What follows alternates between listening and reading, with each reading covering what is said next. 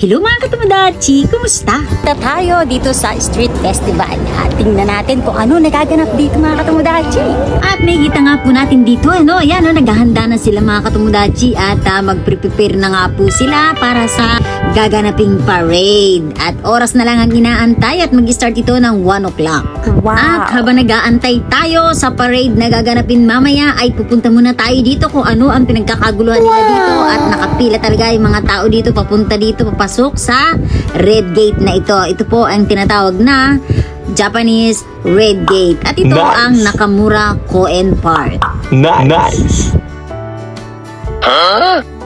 At ganito karami ang mga tao from left to right. Ayan At papasok nga po tayo dito. Tignan natin kung anong meron dito. Bilisan na natin. At alamin natin kung ano ang meron dito na pinipilahan natin. Siyempre, expected na natin yan. Kapag mayroong mga ganitong occasion ay nandyan ang mga kalat. Kaya naman, handa lagi ang mga Japanese. At meron silang mga nakahandang lagay ng mga basurahan dyan. Diyan naman tayo bilib sa mga Japanese. Kaya naman, napapanatili nilang malinis ang kapaligiran nila. Makikita rin natin dito na ang mga bata na ito ay tinuturuan nilang gumamit ng hishaku. Hishaku, the scooping water soup.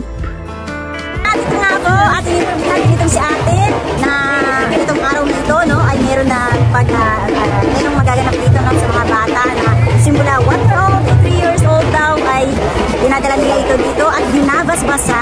Tanungin naman natin si ate kung anong purpose mo ko take you on this.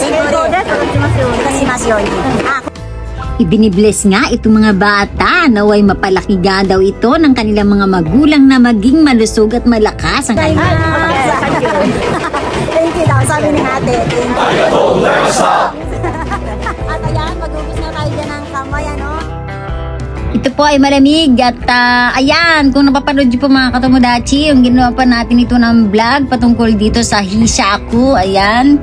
At sa mga hindi pa po nakapanood, panoorin nyo po yan. Ano ito? At paano ito gamitin dito sa bansang Japan? Ayun pala yun. Ayun akong vlogs. Desu. Arigatou gozaimasu. Onegaishimasu. Ayan. At mag-ugas nga po muna tayo ng kamay. At ninom nga daw po ito mga katomodachi. Galing doon sa bukal na tubig na yon. At ninom daw po mga katomodachi. At nakahilera dyan ang mga bata. At nag-ugas din po sila ng mga kamay nila. Dito ay pagbugas lang talaga siya ng tama. At malamig na tubig ito. At yung mga lumalabas doon, mga katomodachi ay bukal na tubig ito. At pwede daw po itong inumin ngayon. Yan. Siguro sinilagyan nila yung kanilang uniform para sa mga bata na inihahanda nila dito na i-bless ngayong araw na ito. Ayan. At ayan, pasensya na sa ating antay tayo ay nagsagot-sa na rin mga katomodachi. Dami tao dito. At hindi ka makapurma dito sa sobrang dami ng tao. Okay, at ayan, pati syempre mga teenager ay nakapila dito at nagugas sila ng kanilang mga kamay. Ayan kita nyo ba yan? Diba? At syempre, punta tayo doon sa way na yon at titignan natin yung mga bata kung ano mga ginagawa sa kanila. Makikita natin dito ang mga batang nakasuot na makukulay ng mga kasuotan at naglilingkod sila sa mga Diyos at Buddha. Ang mga bata ay karaniwang nagsusuot ng mga casual na damit na katulad nito. Susuot nga po sila ng kapansin-pansin at makulay na damit katulad ng orange and green, violet. Ayan, napakamakulay at nagmimistulang prinsesa at prinsipe. Amazing! Ihaharap sila sa altar upang i-bless sila naway mapalaki sila na maging masigla, magkaroon ng malakas na pangangatawan. Siyempre, isama na rin natin dito sa kanilang pag-bless, sa kanilang paglaki na magkaroon sila ng isang mapayapa at masaganang pamumuhay. At alam niyo ba mga katomodachi na hindi pare-pareho ang kanilang pamamaraan sa pagdiriwang ng ganito sa iba't ibang lugar. Ayan, dito sa banda sa amin, ganito po ang kanilang mga pamamaraan. At ito ang tinatawag na chigosang. Goldfish. This is goldfish mga katomodachi at nakikichismosa ang yung katomodachi dito. Wow!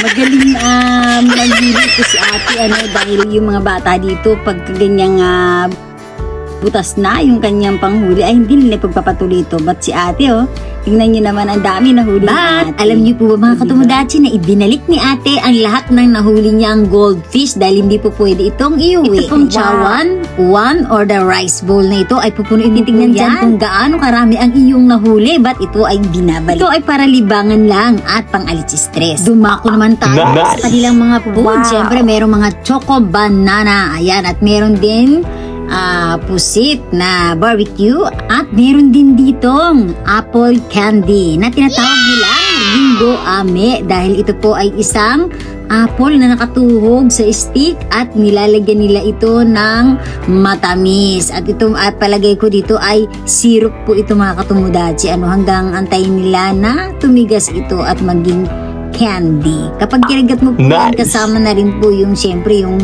apple dyan. Ganun po yun mga katomodachi. At syempre tinatawag din nila itong Ringo no Kimuchi. At dahil alauna na ay mag-uumpisa na ang parade.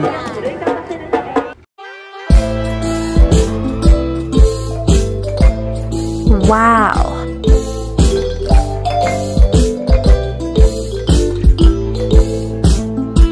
Amazing!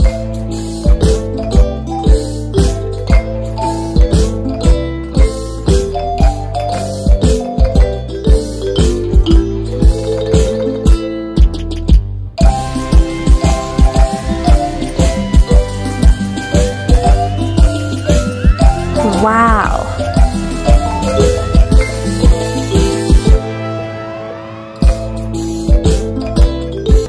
Ay, may mga team dito. Tanungin natin sila. Magda-dance yata sila. Dance, yarimas ka? Ayan, at magsasayaw daw nga po itong grupo na ito mamayang 3:30 at abangan natin yan. Nice!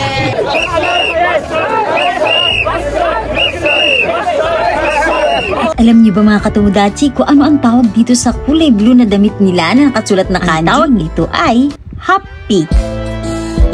Nice!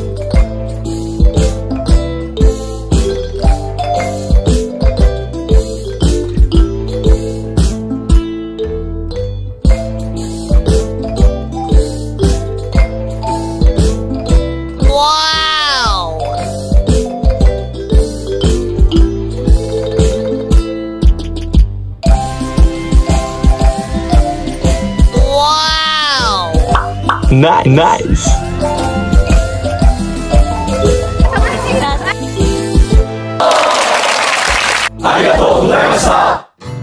At yun na nga po ang kaganapan dito sa Matsuri, the street festival here in Japan.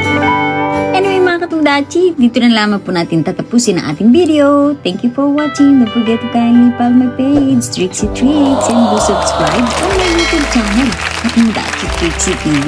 Thank you for watching. Bye!